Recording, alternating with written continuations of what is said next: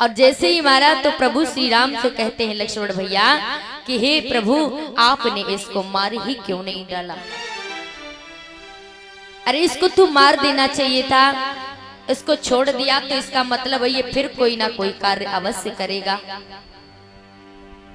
उसको इसलिए ऐसा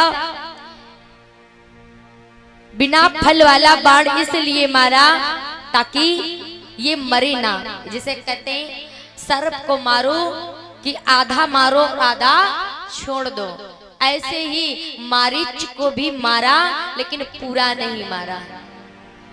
क्यों नहीं मारा? लक्ष्मण भैया कहते हैं इसको तो मार देना चाहिए था, छोड़ा क्यों? कहने लगे भैया अभी इससे बहुत काम है, इसका आगे आने वाला जो रोल है ये करेगा, इसीलिए मैंने उसको छोड़ दिया है। जब इसका समय आ जाएगा तो इसको मार देंगे, अभी इसका बहुत काम है इसीलिए मैंने इसको छोड़ दिया, इसीलिए मैंने पूरा इसको नहीं मारा है। क्यों नहीं मारा? क्योंकि यही मारीच सोने का हिरण बनता है और अपनी माया से सीता को लुभाता है, तब जाकर के प्रभु इसका उद्धार करेंगे। अभी तो छोड़ दिया इसीलिए। आज जैसे उसको बिन फल वाला बाण मारा और जाकर के 100 योजन समुद्र के पार गिरा जाकर के। अब जैसे ही प्रभु श्री राम जी ने आज उस यज्ञ की रक्षा की, गुरुदेव ने सभी संतों ne यज्ञ किया और यही यज्ञ की रक्षा करके आज पूरा सफल बनाया है। और जैसे यज्ञ पूरा हुआ, यज्ञ होने के बाद में गुरुदेव जी धीरे धीरे आगे की ओर बढ़ते हैं। आगे की ओर बढ़ते जहां पे पहुंचते हैं जहां पर एक आश्रम है ना, वहां पर एक पंछी है, कुछ भी नहीं है ऐसा आश्रम है। कौन सा आश्रम है? आश्रम एक देख मगमाही और खग मृग जीव जंतु तानाही। ऐसा आश्रम है जहां पर एक भी पशु पक्षी जीव जंतु नहीं है। ऐसा एक आश्रम है जहां पर एक पत्थर की शिला बनी पड़ी हुई है। ऐसा धीरे धीरे देखा कि एक ऐसा आश्रम जहां पर कोई भी जीव जंतु कुछ भी नजर नहीं आता है, कुछ भी नहीं। प्रभु श्री राम जी ने पूछा गुरुदेव ये ऐसा आश्रम है कि यहाँ पर एक भी जीव जंतु नजर नहीं आ रहा है? कहते हाँ हाँ गुरु राम, ये एक ऐसा आश्रम है। जब देखी नजर पड़ी प्रभु श्री राम की उस शिला पर तो पूछने लगे गुरुदेव ये कैसी शिला बनी पड़ी हुई है, ये क्या है? तब गुरुदेव कहते हैं राम ये तो एक बड़ी विचित्र कथा है। तो प्रभु श्री राम जी ने कहा हे गुरुदेव हमको वो विचित्र कथा सुनाने की कृपा करें। तब कहते हैं सुनो राम, जो ये पत्थर की शिला बनी है ये गौतम की पत्नी है जिसका नाम अहिल्या था। आश्रम एक देख मगमाही, आश्रम एक देख मगमाही, खग मृग जीव जंतु तानाही।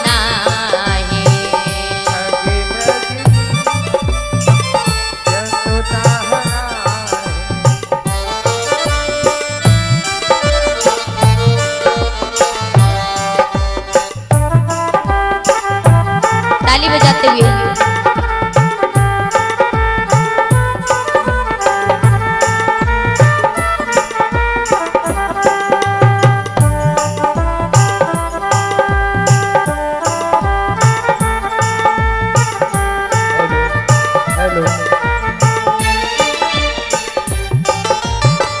आश्रम एक देख मगमाही, आश्रम एक देख मगमाही, खग मृग जीव जंतु तंग नाही, खग मृग जीव जंतु तंग नाही।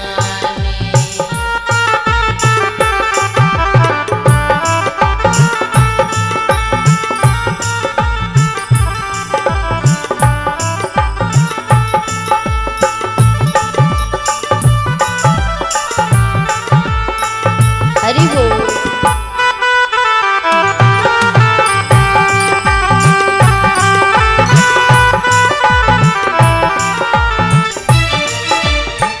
पूछहि मुनहि शिला प्रभु देखी, पूछहि मुनहि शिला प्रभु देखी, सकल कथा मुनि कहा विशेषी, सकल कथा मुनि कहा विशेषी।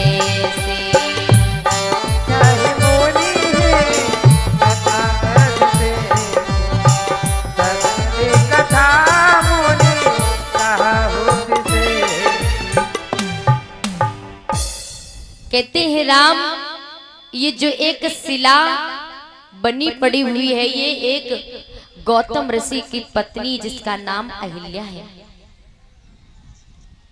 ये एक श्राप के कारण जो ये पत्थर की शिला बनी पड़ी हुई है, ऋषि ने श्राप दिया है।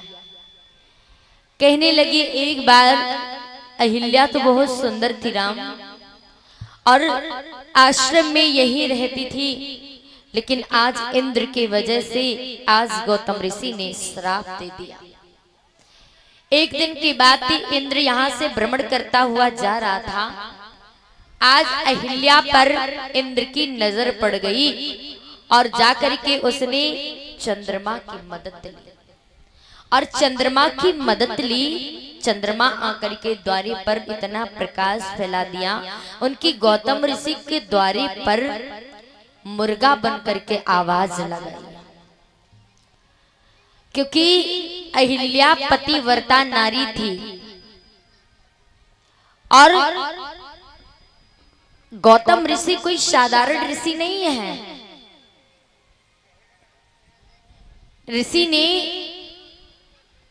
ऋषि के द्वारे पर मुर्गा बन करके आवाज लगाई तो ऋषि की आंखें खुल गई, और आंखें खुलते हुई ऋषि ने सोचा कि सुबह हो गई, सो अपना कमंडल उठाया और गंगा स्नान के लिए निकल पड़े।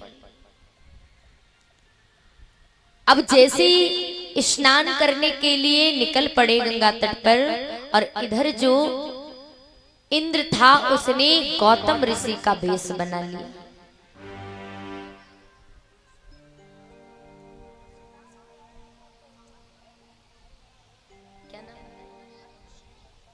और ये अमर सिंह पृथ्वीपुर से हैं, और ये 100 मुद्रा भगवान के चरणों में दान करते हैं। भगवान सदैव कल्याण करें, हमें सब खुशियों से भंडार बढ़ते रहें। अमर सिंह अध्यापक की ओर से इस 100 मुद्रा भगवान के चरणों में दान हुई। भगवान सदैव कल्याण करें, हमें सब खुशियों से भंडार बढ़ते रहें।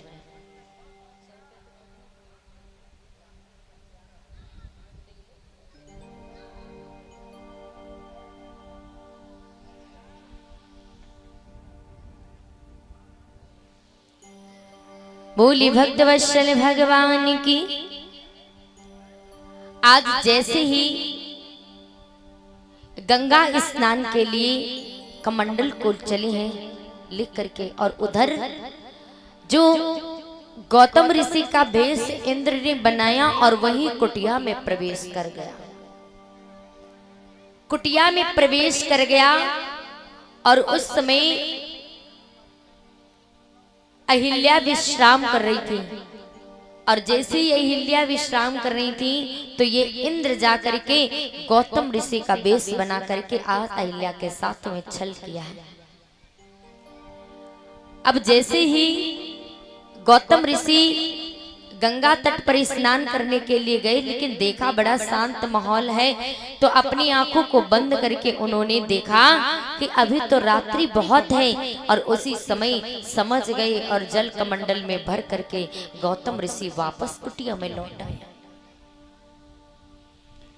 जैसे वापस कुटिया में लौट करके आए तो उन्होंने ये देखा, तो आज जैसे ही इंद्र बाहर को निकल करके आया उसी समय आज श्राप दे दिया मुनि ने कि जा, मैं तुझे श्राप देता हूँ कि तुझे अपने आप पर बहुत अभिमान है।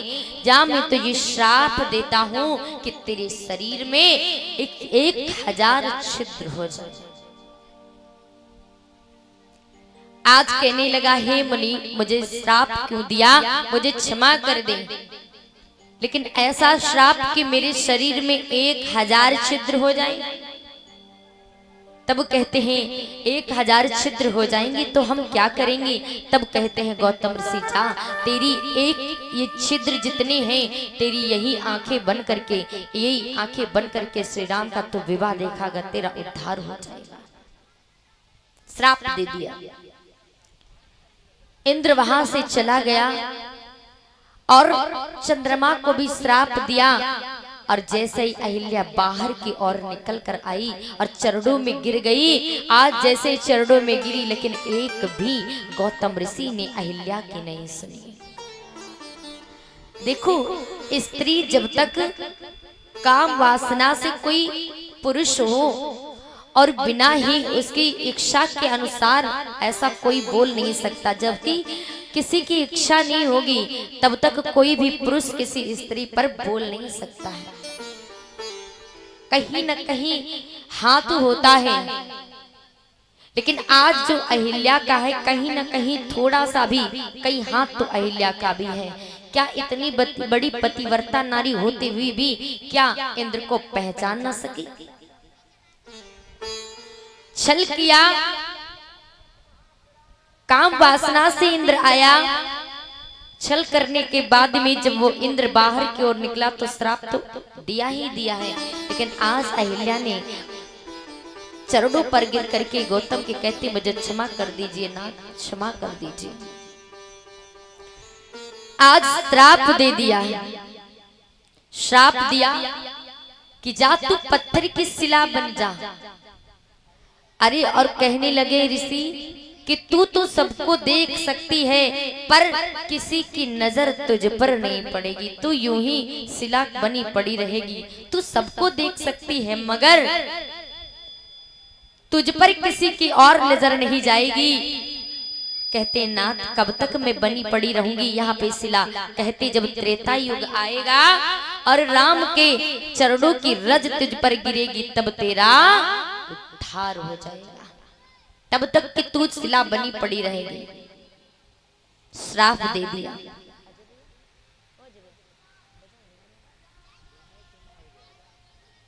जैसे इतनी बात कही उसी समय आज इस कथा को विश्वामित्र मुनि महाराज सुनाते हैं प्रभु श्री राम जी को। गौतम नारे श्राप बस उपल देह धरि देर, चरण कमल रज चाहती, कृपा करो रघुवीर। गौतम मुनि की स्त्री अहिल्या उपवस पत्थर की देह धारण किए पड़ी धीरज धरी। आज कहते हैं आपके चरण कमलों की रज चाहती है राम, इसके पास में जाइए और जा करके इसका उद्धार कीजिए। ये तुम्हारे चरणों की रज चाहती है अहिल्या, इतने वर्षों तक ये पड़ी है, त्रेता युग आया है, तुम्हारी प्रतीक्षा में ये शिला बनी पड़ी हुई है। राम जाइए। आज जैसे ही प्रभु श्री राम आगे की ओर बढ़ते हैं और बढ़ करके आज प्रभु श्री राम जी ने एक पैर को फटका और जैसे रज आज उठ करके अहिल्या पे पड़ी तो अहिल्या का उद्धार हो गया। बोली श्री रामचंद्र भगवान की। आज अहिल्या का उद्धार हो जाता है। पर सत पद पावन शोक न सावन, प्रकट भई तब पुंज सही, देखति रघुनायक जन सुखदायक, सन्मुख होकर जोर कही।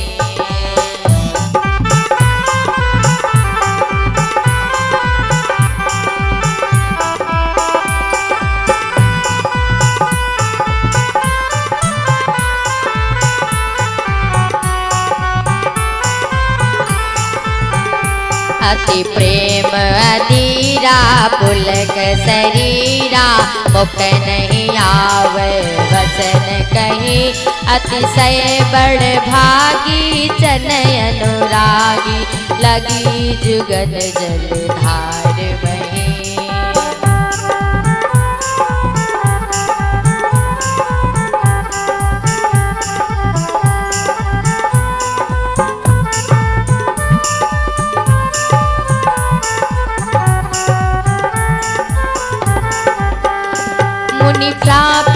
दीना अति भल कीना, परम अनुग्रह में जाना, देखो बरी लोचन हरि भव मोचन, यही लाभ शंकर जाना।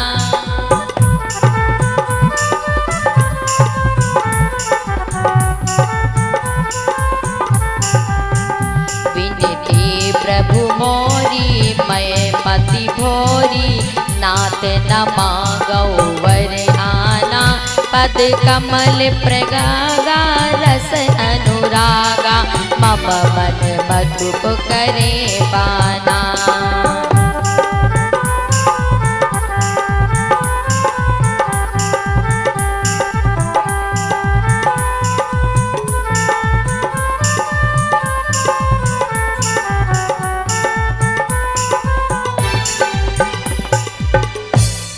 आज प्रभु श्री राम को विश्वामित्र मुनि महाराज कहते हैं, राम ये पराग चाहती है, पद कमल परागा रस अनुरागा, मम मन मधुप करी पाना। जैसे एक मधुमक्खी होती है और कमल के पुष्प पर बैठ करके उसका पराग यानी रस को चूसता है, उस पराग को ही पसंद करता है। जैसे प्रभु ने आज अहिल्या का उद्धार किया और चरण कमलों में आज झुक करके बैठी नमन करती है।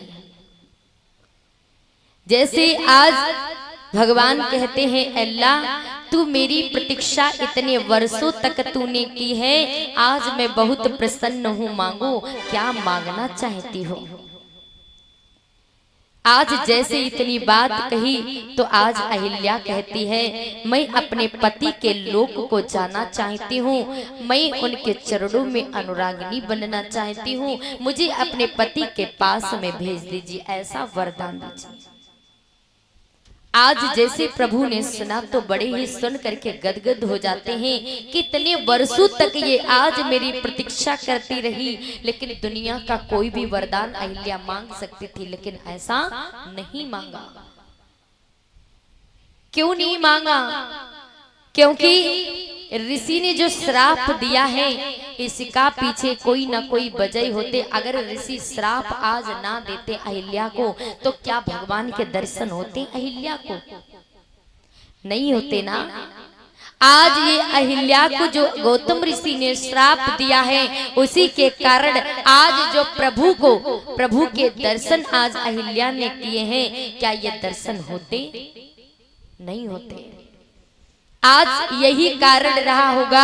आज ऊपर से गौतम ऋषि देख रहे इतने वर्षों से मेरी पत्नी आज पत्थर की शिला बनी पड़ी हुई, क्या उन ऋषि को कष्ट नहीं हुआ होगा? आज आंसू तो आज ऋषि के भी निकलते हैं, देखते हैं, और आज यहाँ अहिल्या के भी आंसू निकलते हैं। आज देख रहे हैं भगवान ने अहिल्या का उद्धार किया, उनके चरणों में मस्तक को झुका करके अहिल्या बैठी हुई है। यही भांति सिधारी गौतम नारी, बार बार हर चरण परी, जो अति मन भावा सोवर पावा, गए पति लोक आनंद भरी। क्यों? आज प्रभु के चरणों में गिर करके आज वो वरदान पा करके आनंद पूर्वक से अपने पति लोक को चली जाती है। बोलिए श्री रामचंद्र भगवान की जय हो। दुनिया का कोई भी अहिल्या वरदान मांग सकती, कुछ भी मांग सकती थी, लेकिन ऐसा क्यों कहती? मुझे पति के पास जाना है, पति के लोक को जाना है। क्यों? आज जैसे एक भंवरा होता है, भंवरा एक कमल के पुष्प पर, क्योंकि सबसे ज्यादा पराग तो कमल के पुष्प पर होता है,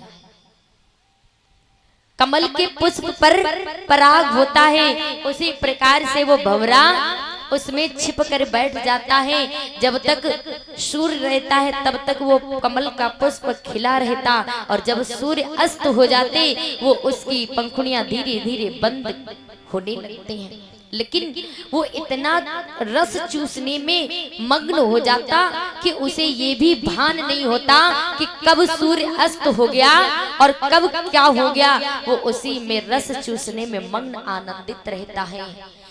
वो भागना पसंद नहीं करता, वो मरना पसंद करता है। क्यों? उस रस को चूसने में जितना उसको आनंद मिलता है उतना भागने में आनंद नहीं मिलता है। ऐसे ही आज अहिल्या को भी अपने पति के चरणों में आनंद मिलता है, संसार का कहीं आनंद नहीं, सुख नहीं है।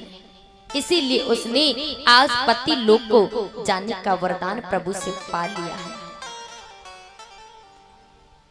आगे उद्धार करके आज प्रभु धीरे धीरे चलते हुए जा रहे हैं, और जैसे मुनि के साथ में आगे को बढ़े हैं, जाकर के प्रभु श्री राम और लक्ष्मण भैया गंगा तट पर जाते हैं, वहां स्नान ध्यान किया। और भी कई संत थे, वो गंगा स्नान करके आज धीरे धीरे आगे की ओर बढ़ते हुए जा रहे थे। वहां कथा सुनी गंगा घाट पे, और स्नान किया, मुनि ने स्नान किया। स्नान करने के बाद में जैसे गुरुदेव आगे की ओर बढ़ते जा रहे थे, खुद आगे धीरे धीरे बढ़ते हुए जा रहे थे।